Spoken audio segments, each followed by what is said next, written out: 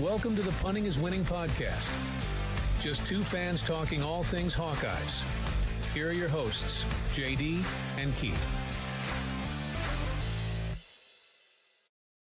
Welcome back, Hawkeye fans, to Punting is Winning, the Iowa podcast, where two guys just talk about Iowa sports.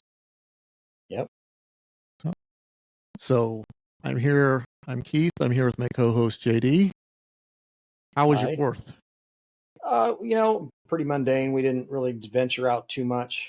Had some family. My wife's family came out on Thursday, and we spent some time with them and went to a little orchard just to the east of us. And we had a nice time, had a nice meal. Yeah, but other than that, the rest of the fourth, we just pretty much stayed in. So not much. How about you? Oh, we had the kids over and their spouses. Sat out on the patio, had the fire going in the fire pit, and watched the fireworks displays. Nothing professional, just the local people in town doing it. This town really kind of goes all out, I guess, when I didn't realize that. But a lot of displays that we could watch just from sitting out on the patio and listening to music in between the loud pops. And we grilled some burgers and some hot dogs earlier, and had a good day, just a relaxing day. So, it's a lot of fun. Like it. Yeah, good times. Yeah. So, getting a little smoking going this weekend. Smoking a pork roast or pork shoulder, I think it is. Do some pulled pork. And, gotta give that a shot first before I feed it to a bunch of people. So make sure I get it right. Always good to have an experiment first before you turn it loose on other people. Don't want to turn them off right away. Yeah. Can't say, this is terrible. And then... Yeah. People don't like that when, they come back to, he's smoking a pork roast. Good. We're going to stay home tonight. Yeah. So anyway, let's jump right into this week. Got an interesting, fun little show today.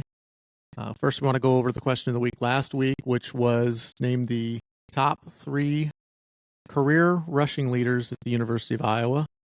I did not have a chance to look to see if anybody responded to that. I didn't see anything.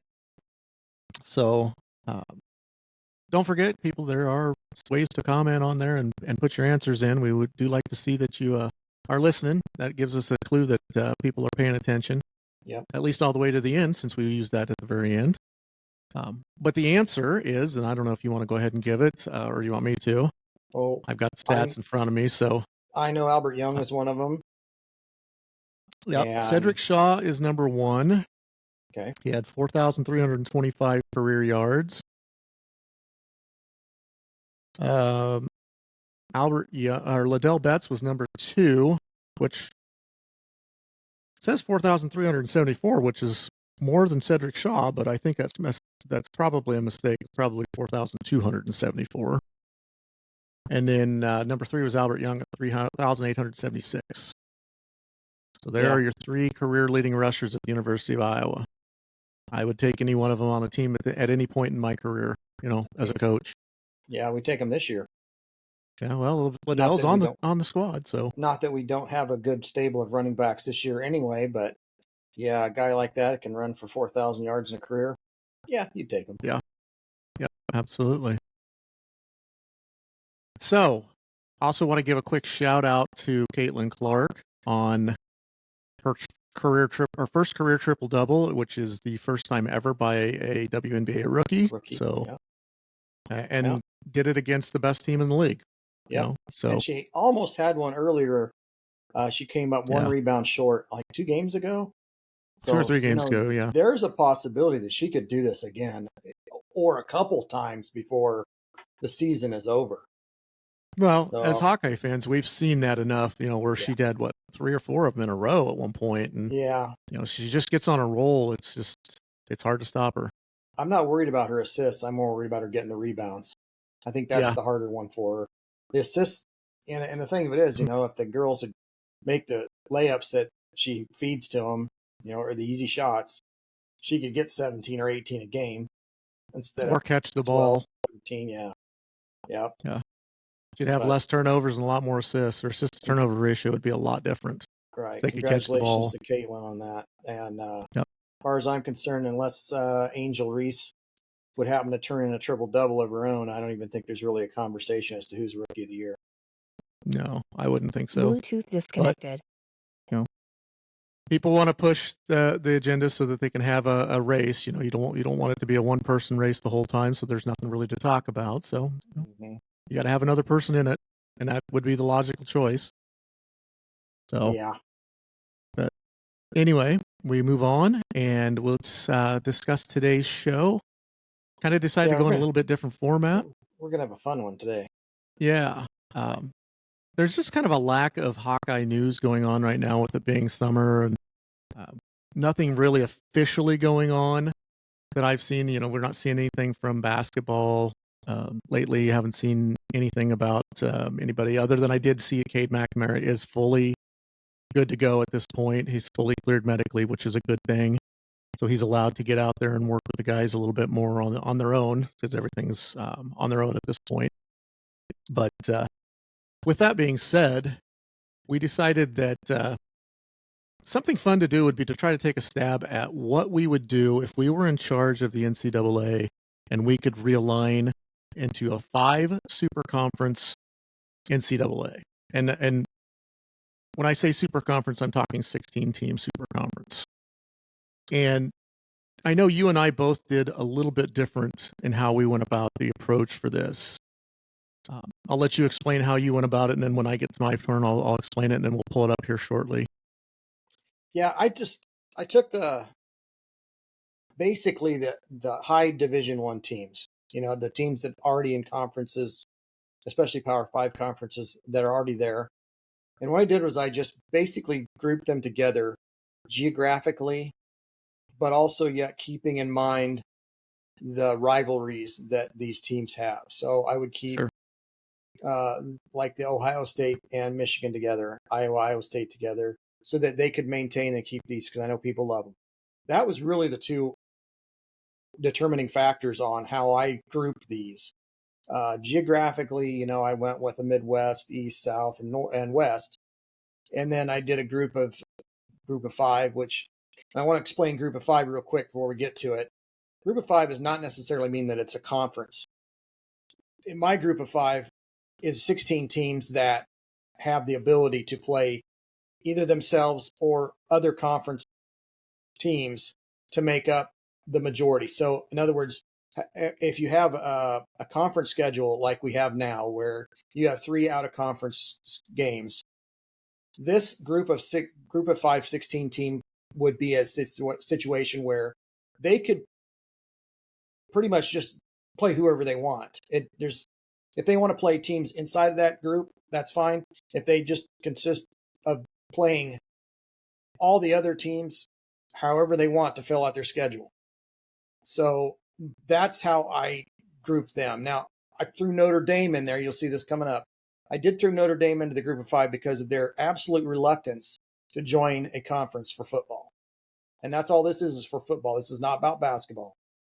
So, all the people yelling UConn and all that, they're not in here. Okay. Right. So this is just, I didn't spend a lot of time on this. So, you may agree, you may disagree, and probably more disagrees than will agree. But don't beat me up too bad, because I just didn't spend a lot of time on this. You mentioned this on Friday afternoon. I spent about an hour on it Friday night. I changed a few things here or there as I thought about things. I hope I didn't forget somebody, and I may have, but I think I got most of my bases covered. And when you see it, you'll have to understand geographical and then as by rivalry. So if you keep those two things in your mind, you'll kind of understand where my thought processes went with this. So if you want to throw that up, and we'll just get started with it. And then people have to say, they can look at it and laugh, or they can say, yeah, not bad, or whatever. So.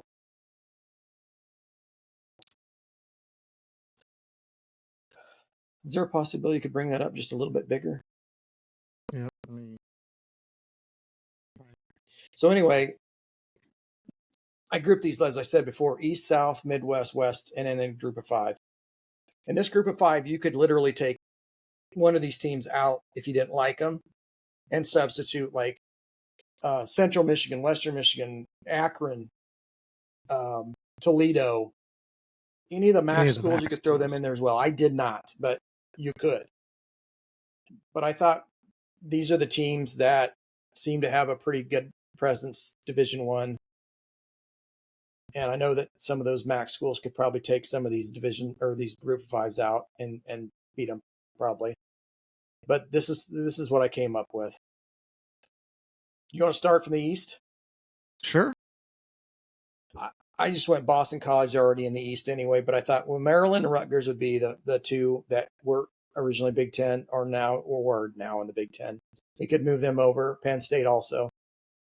Like I said, geographic, we're going east here. Virginia, right. Penn State, Syracuse, Pittsburgh. I thought Penn State, Pittsburgh we keep together. They always play a game every year, non-conference. Not every year, but almost every year.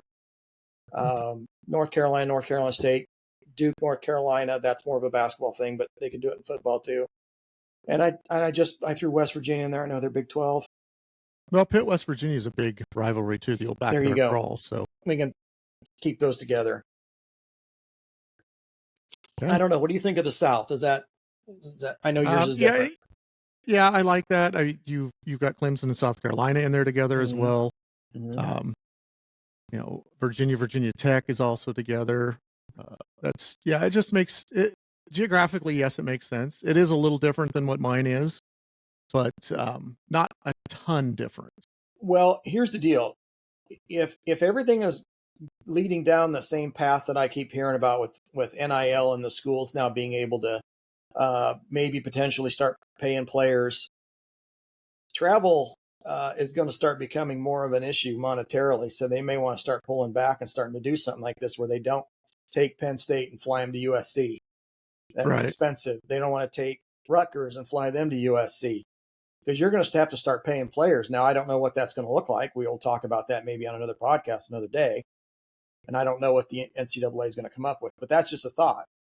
You might want to keep things a little more condensed into an area, East Coast, on down the line, just like I've got them here. But I look at this East and I'm thinking to myself, might be Clemson, Pittsburgh, or Penn State every year battling out for the championship. Because do you see, you might get a North Carolina every once in a while. Or possibly Virginia Tech. Or Virginia Tech when they were good back in, early 2000s, late 90s. Mm-hmm. But other than that, I see Penn State basically in Clemson right now. That would be the power of that conference. And I believe outside of those two teams, it's pretty balanced after that. Yeah, between those everybody's others. Pretty on the same level. But I'd say right now, and like I say, this is just going on what right now's what I think these teams are, how powerful they are. That's how I would say it was Penn State and definitely Clemson. So, okay. Moving to the South. Basically Florida, with the exception of a couple. Florida State always play every year. Florida State, Miami play every year.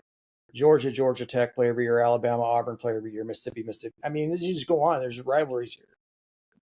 Almost every one of them. And I did put Louisville in there because I just didn't have any place to put them. And I thought about putting them in the Midwest, but I ended up putting Cincinnati in there instead. So Central Florida, I think, might be the weak link here. But you've got a lot of really tough teams in this. Yeah. Texas Georgia, Tech might be a little weak link too. What's that?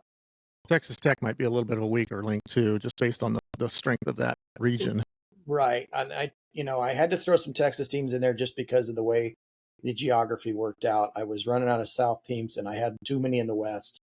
So I had to take a couple of Texas teams. And I know A&M's already in the SEC, and this looks a lot like the SEC, with the exception of, Florida State is not. Georgia Tech is in the ACC. So Miami's some not. of these, right? Miami, yeah. So some of these would be new to these other teams, but for the most part, Georgia, Alabama, Auburn, Mississippi, Arkansas are all current SEC teams. So they would be familiar with each other. Again, you look at the power of the conference, you're always looking at Alabama, Georgia, with occasionally LSU being good. Florida Tennessee, State was good. Yeah, I think Florida State's going to take a serious step down this year after everything. Mm-hmm. Yeah, Tennessee's going to be good. They got a good quarterback. Iowa saw him firsthand. So this is just, my rendition. Other people's can be different. You want to move to the Midwest? This is Moving on to the basically Midwest. Big Ten. Yep. With I maintain some Michigan, Big 12 Ohio. sprinkled in. Right. I maintain Michigan State, Michigan, Ohio State, Iowa, Wisconsin, Nebraska, Iowa State. Iowa was even in there because I added Iowa State, Kansas State, Missouri. And then I threw Cincinnati. I could have went with Louisville or Cincinnati, and I just decided to put Cincinnati in the Midwest and put Louisville in the South. Okay. You could flip those two, obviously. The two big ones here, Michigan, Ohio State, obviously. Not sure how much Iowa State, Kansas, and maybe Missouri maybe Kansas State, they're kind of on the rise. They'll be better this year than they were last year. I'm not sure how powerful they'd be in this. And maybe I'm wrong. Maybe Iowa State would hold its own. But I still see the same teams, Michigan and Ohio State, and maybe Wisconsin and Iowa would be the class of that group. And if Nebraska could turn themselves around, they could get in there as well. Nebraska certainly has potential to get better and be good. They've demonstrated that in the past. They just haven't done it since they've been in the Big Ten on a consistent basis anyway. Well, they realized what real football was. Well, they realized what defense was anyway. Yeah. Going to the West, basically it's the West Coast teams with Texas and Oklahoma basically added in. You got Texas, UCLA, Oklahoma, Utah, Baylor, Arizona State, Colorado, Oklahoma State, USC, Stanford, Cal, Washington State, and Oregon State. A lot of rivalries in there. You got your Texas, Oklahoma, the Red River Shootout is going to be maintained by that. UCLA, USC still maintained. Washington State, Oregon State. And I'm sure that there's Cal, Stanford in there too, that they look at that every year to be a game. So that's the West. Yeah. Texas will be a player, USC will be a player, Oregon will be a player, Oklahoma will be a player. Oklahoma. Yeah, they'll be Washington will be a player every so often. So you got some serious contenders there. It's hard to pick out. It'd be fun. That'd be a fun one to watch, I think. Feels a little top heavy. It does. This one's a little top heavy, and I think the South's a little top heavy. Yeah. But there are conferences out there as we sit right now, as we exist, that are top heavy. That, yeah. So the Big Ten. Nothing different, really. Group of 5, literally this could change fluidly. I just took the teams I thought deserved to be in their own conference. But literally, it's not a conference to me. I'm not viewing this group of 5 as a conference. I'm looking at this group of 5 as 16 independents, basically. Mm-hmm. And they can play whoever they want. They don't have to play in conference if they don't want to. If Boise State wants to play Boston College or Utah or Oklahoma State, and then 9 others also in that same deal, and not play one single other group of 5, that's fine. I just thought these would be the 16 teams that, and like I said, this is all subjective. That's just for fun. It is for fun. It's coming up with something that is outside of the norm and outside of the box. I can't really justify some of these other than just my feeling about the team or the school. Yeah, and some of them you have to put them somewhere. Exactly. So yeah, I don't find anything wrong with it. It is definitely different than mine, and I think we definitely went in a different direction than each other did. Well, it's an interpretation thing. I interpreted it this way, and you interpreted it a different way when we talked about it. Yeah, it's very subjective. But I know you have not seen mine yet because I've been intentionally keeping it hidden. It's gonna be crazy. So I'm going to move this down just a little bit so that it shows up. And okay. So before let me preface this. Okay. So what I did is I found a list that was basically the top 131 teams over the past 40 years based on win percentage, and they were ranked 1 through 131. And knowing that I have 5 16-team conferences, I said that's 80 teams. So I took literally the top 80 teams. Now, people are going to come at me perhaps because I don't have Iowa State in it, because Iowa State did not make the top 80 over the last 40 years. They are not the only Power 5 conference team that did not. Vanderbilt did not make it. Kansas did not make it. I don't believe Cal or Stanford made it. Oregon State didn't make it. So it is, again, it's subjective. It is me interpreting and saying, this is what I feel were the top 80 teams over the last 40 years and how to rank them. And then I put them and did the same kind of thing you did, as I put them regionally to try to preserve as many rivalries as I could. And again, just because a team's not in a super conference doesn't mean that they're not available to play. You could play, Iowa still could play Iowa State in a rivalry game as a non-conference game. They're still open. It's just, they're just not in a conference. They would be an independent. So don't say, I purposely left out Iowa State because I'm not an Iowa State fan. No, Iowa State didn't make the cut based off of the criteria that I laid out. And they are not, again, they're not the only ones. So it's not anything personal against Iowa State. It's just they came in at 84. They just missed. Do a little bit better 40 years ago and you might be on the list. That's all I have to say about that. I mean, but there's teams that are considered historically bad teams. And unfortunately for Iowa State, they are in that list. They're not the only ones. So I know Indiana didn't make it either, because Indiana historically is a bad football school. Yeah. So I wanted the top 80 football schools over the last 40 years. So with that said, let me scroll up and make this a little bit smaller so that we can see everything. And I know that's, maybe I just do it big and then I just scroll across.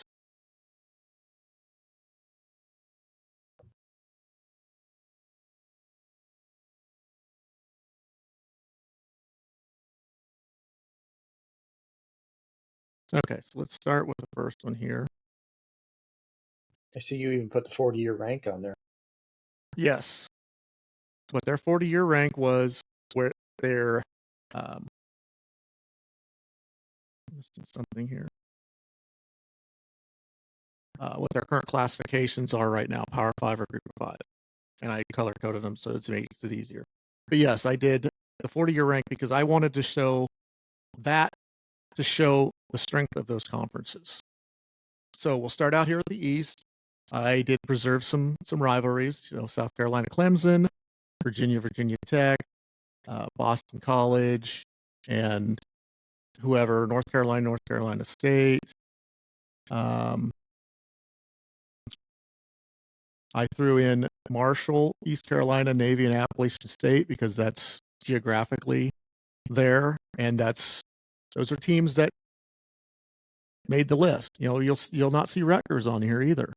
I see Appalachian State at 80 is your last one. Yes, Appalachian State was the lowest of the top 80. But if you look at this is a fairly balanced middle section of this. You've got 39, 40, 41, 42, 43, 44. Those guys are right in a row. Mm-hmm. And they're all in the same area, 47. So that's a very balanced area right there. It's not overly top heavy because, historically, Virginia Tech is ranked higher, but recency, they're not as good. So, you're looking at the class of this conference right now being Clemson and probably, NC State and North Carolina being the next two in that list, and you see where they're sitting at. So, if I'm a Clemson fan, I'm loving this and thinking this is probably the best place for them because that's a chance to win the conference virtually every year. But, teams will adapt to a new conference with their recruiting. So it's, what are you going to do to challenge that team like a Clemson? So that makes a difference too. You see, there are 4 group of 5 teams in this conference that made the cut. And then again, geographical. I know that West Virginia and Marshall used to be an old rivalry too, so that's kind of an interesting thing there to throw in. So that is the East. I think that is very balanced in the middle, and kind of a one-team conference at this point based on recency, but that could change easily. Yeah. Moving to the South, again, geographically done. This is very tough Top heavy. division. Not really top heavy. It's through the middle even. I mean, your top Yeah, it's pretty much good all the 7, way 8 teams are top 20. until about Baylor, and then it kind of dies. Yeah. So, obviously you're keeping Alabama, Auburn, you're keeping Florida, Florida State, Florida, Miami, Florida State, Miami, Georgia, Georgia Tech. You've got Texas, Texas A&M back in there. I tried to keep the Texas schools together because there's a lot of history with that old Texas conference. Was it the old Southwest Conference? Southwest, it was basically yep. the Texas 8, I think is what they called it, Mhm. maybe. With the exception, I think Arkansas was in that mix, but again, that's irrelevant to that. But tried to preserve some Big 12 rivalries here as well. You see, there's only one group of 5 team in here, and that's only just simply because it was geographically necessary to have them there. This could have been a conference that I could have very easily had all Power 5 teams. And, as you see, the rankings are up through the first, 8 or 9. That's top 20 teams historically, or over 40 years. So, yeah, very tough solid conference. Yep, that's a good one. Moving to the Midwest, we will have. I kept Oklahoma State together. I threw Tennessee in because I feel they're more Midwest than they are South. Kansas. Now, there are a few misnomers in here when it comes to geographical because Arkansas, Ole Miss, Mississippi State, I just couldn't put them in the South because there's just too many teams in the South to do that. So I had to move them somewhere. I put them in a Midwest. They could have been a South team. I could have put the Texas teams somewhere else too. But, it's what made sense to me. And again, this one is very top heavy, I would say, with Oklahoma being the pride of this conference. But again, the middle section is very competitive with each other. Mm-hmm. And that's all the way down into the Bowling Green. I've got a couple of MAC schools here, Bowling Green, Miami, Ohio, thrown in there. 4 group of 5 teams in this conference, but they deserve to be in that conference because of where they land. Now, granted, you're talking Colorado State at 79. That's pretty low, but there's a vast difference between 4 and 79. So Oklahoma is kind of the pride, but Tennessee has been very good lately. Yeah. And has the ability to be good. So does Oklahoma State. So does Kansas State. Arkansas is hit and miss. Colorado, I think, is a flash in the pan. They're not as good as people think they're going to be. Ole Miss is definitely better than their 49 ranking. Mississippi State can be better than their 56 ranking. So, this is a fairly balanced conference in the middle. It does have one top-heavy team, one bottom feeder, so to speak. But Colorado State was a pretty decent team over the past few years as well. So you can make a case for that. So moving on to what I consider to be the North Division.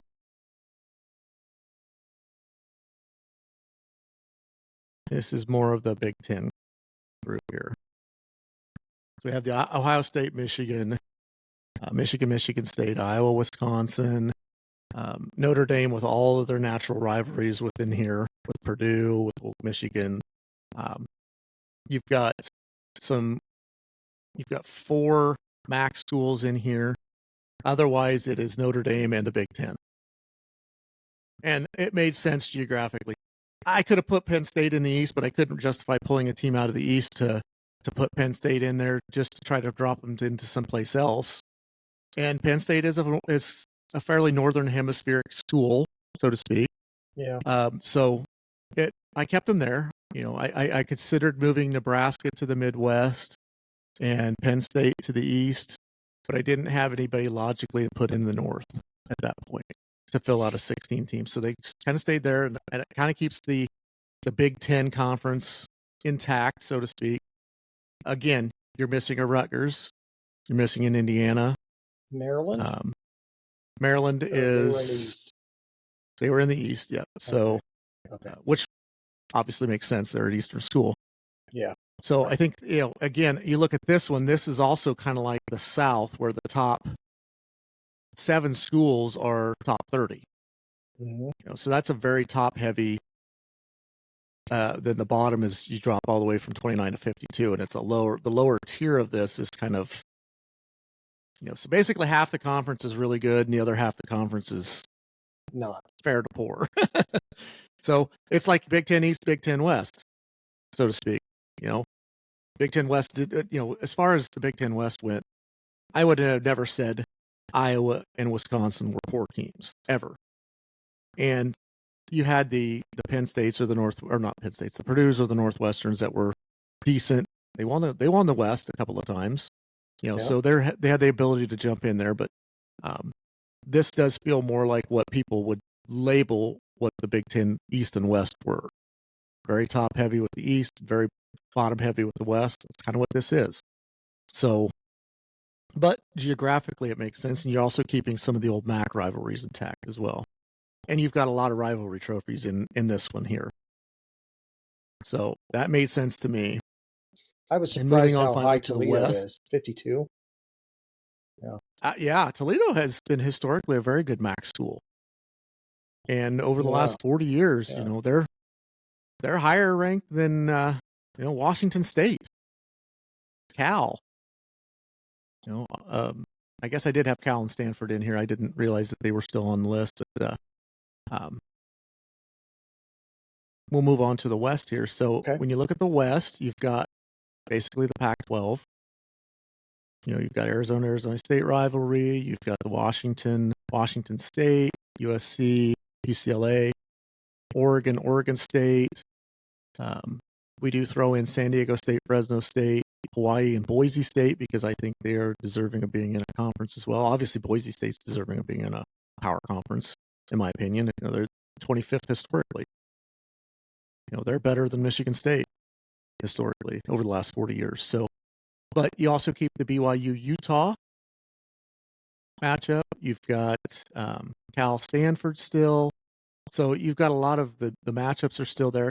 And again, you've got teams that are 11 to 37, which are very similarly ranked teams. If you were to go back and look at the win percentages of 11 through 37, I bet the percentages aren't a whole lot different.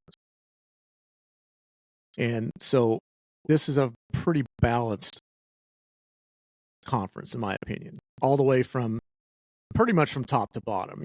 Granted, the last 3 are lower tier, but Oregon State's been good lately. San Diego State has had good teams lately, and you know what Hawaii can do if they get a good quarterback in there with the system that they run. So I think this is probably the most balanced conference. Yeah. What are your thoughts?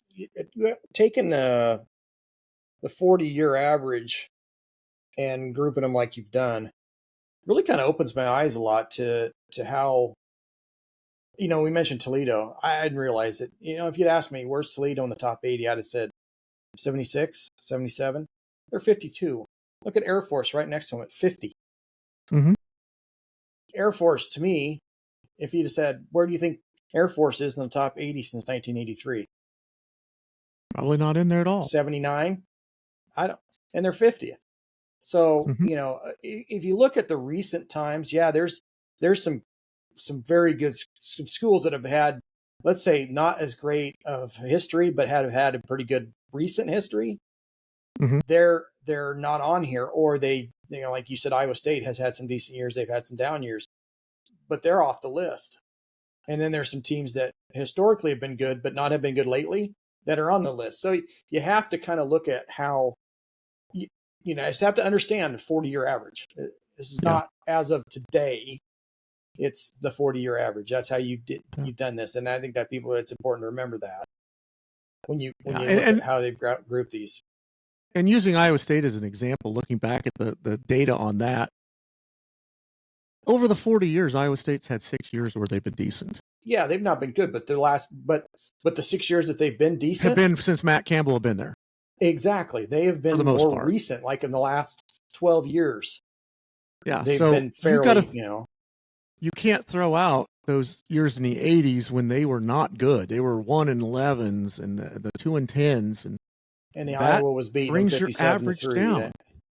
Yeah, they weren't competitive at all at that point, and Nebraska honestly was beating them bad in the 80s. Yeah, honestly, if you throw out the Matt Campbell years over the last 5 years, they're probably well beyond 100. They might be instead of at 84. And if they have a couple of good years, they could climb up over the 40-year average up into the 80, below Absolutely. 80, or better than 80. Yep. So, in 2 years, if they've had 2 more seasons of good years, you come back and do the same thing, these numbers will be completely different. Oh, yeah. Some of them will be. I don't think Alabama. Colorado State may drop off and Iowa State jumps in, or, some of those lower tier, 74 to 80. Off. Yeah. So it's subjective, but it was the way I kind of wanted to do it was just, I wanted to know what was the win percentage. Initially I was going 20 years and I couldn't draw enough conclusion from 20 years. So I went back 20 more and I said, let's go 40 years. 40 years is basically a lot of our listening audience's lifetimes. You don't want to go too far back, and I don't want to go like 60 years because those 60, neither one of us are 60, so we wouldn't even have a clue. So some people, Iowa, I don't think it would change them a whole lot. They did have those down years in the Cummings and Lauterbur years, but you would also be adding in the Evashevsky years. Yeah, and you look at Minnesota in that same light. If you go back 60 years, 65 years, Minnesota, I guarantee, is better than 62. Oh, yeah, absolutely. Because they had some really good years in the 40s, 50s, and 60s. But they were decent. They had some national championship teams. Yes. And they were Big Ten champions a lot. Yes. So, if you were to go even another 20 to 25 years back beyond where you went, there's a heck of a difference here. If I went historically for every team, it would be completely different. We know that. Oh, yeah. But you'd still have your I think Ohio you got to States draw and the your line. Alabamas would all still be up there, and your Notre Dame. Yeah. They'd all still be right up there at the top. They've just been historically over the years, just been consistently good. Yeah, granted, they've had down years too. Everybody has. But over the consistency of that period, yeah, I'd say they're right up there, and they probably would stay up there. Nebraska would be good. You think Michigan at 8? That seems kind of low. Yeah. When they're the all-time winningest program in college football history, but they had some lean years over the in the mid 20th or mid 2000s, let's call it. Yeah. They had some down years. Yeah. And that brought them down. Otherwise, they'd probably be in the top 5 easily. But again, Gary Moeller days, or was it the guy after him, the pretty Rodriguez. boy that went? Rich Rodriguez. Rich Rodriguez. Yeah. That's when Iowa was beating them very consistently, even. Yeah. And that's not to say that Iowa's a bad team. Obviously, Iowa at 23, that's a pretty good ranking. You're historically a top 25 team over 40 years. You're consistent. You're going from 83 to 2003, and Iowa had turned the corner when Hayden Fry took over in 79. They started to turn the corner about 82 81. when they went 81 when they went to the Rose Bowl. So these are Iowa's. If you'd went back and started this in like 1970, Iowa's not 23. No, they're probably 39. in the 40s. Yeah, they're probably in the 40s. Yeah, because there's some lean years from about right after Evashevsky left. What about 63, 64 to 79? Yep, bad. 78 through 78. Right. Yeah, it was. They were down years, and it would change these drastically. But again, I could have gone 50 years, but I was running out of time. 40 years was about the max that I could do. No, I think this is So, okay. This is fine. 40-year rank. um, As long as people understand it's the 40-year rank and not, not today. yeah, and again, this could be a situation where this is your conferences for the next 3 years, and then they reevaluate every 3 years, and Shuffle them up. you'll stay in the same region, but somebody may drop out and somebody may pop in. Right. So there might be a little shuffling needed to happen because of somebody popping in, like, if Hawaii drops out, but Iowa State pulls in, you won't want to put Iowa State in the West. So you look at somebody like maybe you move Nebraska to the West because they're the westernmost team in this list, Mm-hmm. and they go to the West, and Iowa State goes to the North. So that's how you solve that. But that's all subjective too. So, but yeah, I had a lot of fun kind of looking at that and seeing things that kind of I found very interesting when it came to rankings. So, it was something fun to do without a lot of Hawkeye content going on right now. And maybe this will bring us a little bit more of a non-Hawkeye audience to join this and see this. But it was our fun idea to do something, and hope everybody enjoyed it. Again, if you go on to look at it in more depth, go back, pause the video, and take a look at it. I would like to try to link it below, but I don't know that I figured out how to do that yet. Well, So like if when I somebody do it, decides it'll be there. If somebody decides, hey, I don't like your list, and you want to put a little list together, let's say you don't like the East, so you say, I'm going to do my own East, and I'll show you what I think the East should be. Okay, Send it over. put it out there. Yeah, I'm not going to come back and say you're completely wrong. That's an opinion. It's fine. Mm-hmm. No problem. Do it. Yeah. It'd be nice to see somebody else's opinions and, maybe make me think a little bit and go, maybe that's a good idea. Or, I should have done that. Yep. I mean, this is just our own take on what we think logically makes sense to us. It was fun. What makes sense to us, doesn't necessarily make sense to everybody. Right. So, put your own list out. Let us see it. We'll go over it. We'll cover it in depth. You want to join us on the podcast, we do that. Right. We're not solving the world's problems, but we're having a little fun today. And we hope you guys had fun listening to and fantasizing about what the conferences could be. It's kind of a pinhole thing. If you really like that kind of stuff, you'll really enjoy this. But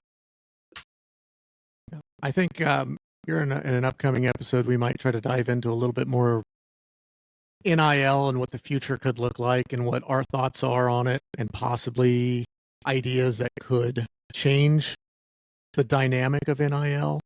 I know I have some ideas. I have some thoughts on it that you and I have talked a little bit about. That it's probably a good thing for athletes that I am not the head of the NCAA, because I am much more strict with things, I think. But that's something we can talk about in a future episode. I don't know if it'll be next week or one coming up. Just depends on what we see coming out of Hawkeye news in the next week or so. Maybe we touch on it next week. We'll see. I've thought about this NIL thing too, and I think the two of us, even if we don't talk about it ahead of time, are going to have, like we had this time, two completely different thought processes on it. And I don't know, it's going to be interesting to see how it all turns out, because there's a lot of things that may come down the pike that I'm reading about. The recent decision from the Supreme Court back in May is going to open up some things that I personally think might be detrimental to the game and to the fan support of college football. I hope it's not true, but I think it might be. I think there's going to be some things coming down the pike that the average everyday Joe who watches college football is not going to like. Yeah. This is the way it is, the reality that we live in. Yeah. And again, that's something we'll cover more in depth in a future episode. So let's wrap it up with a new question of the week for this week. And we're going to go non-sports related on this one. The question is, with 4th of July happening this past week, a lot of fireworks displays. Do you like fireworks or do you not like fireworks? Simple yes or no. And I know some people, if you say no, maybe give a reason why. I know in your case, it's because of animals and it scares them. And I would agree. I have animals that get scared as well, but I tend to enjoy them. They were far enough away that it didn't bother us. If my animals aren't involved and I can shield them appropriately, I don't have a problem with them. They're fun to watch. They're neat. Once a year it's fine, but I have a hard time with how loud that they are and how close that they are. It's very difficult for me to shield my animals from my dogs, from the chaos, and they do not react well. Let's put it that way. Yeah. And I don't like the idea of people that are shooting them off at 2:00 in the morning either, which happened a couple nights ago. So, well, it that may one happen to annoys me, you, but but that doesn't happen to me out here. We don't. No. That's not. People are decent enough not to do that. Yeah. I think the latest I heard was just a little after 11. Well, this was just a little after 2 in the morning on Friday night. So, As lightly Friday as I night, sleep, Saturday that would morning. not be good. Yeah. So, anyway, we'll wrap it up with that. If you like the content, please subscribe and like our video. Check us out on Apple Podcasts, on Spotify. It's the same content, just without having to see our faces. Leave us some comments. Tell us what you like, or what you don't like. We do want some interaction, and we'd love to have interaction with people that either think like us or don't think like us. So, your opinions are valid. I do have one more thing. I want to say thank you to Dean at Talking Iowa Hawkeye Sports. They've mentioned us and pubbed our podcast a couple of times. I want to thank him, and I appreciate all you've done. And I will keep listening to his podcast. It's Talking Iowa Sports. He does lives occasionally, and he puts them on. Check him out on Facebook, and then YouTube. They do their lives. So he's helped us out getting listeners for us. We're gonna give him a shout out and thank him for all he's done. Yeah, absolutely. All right. Well, you say we wrap it up with a usual Go Hawks. Go Hawks.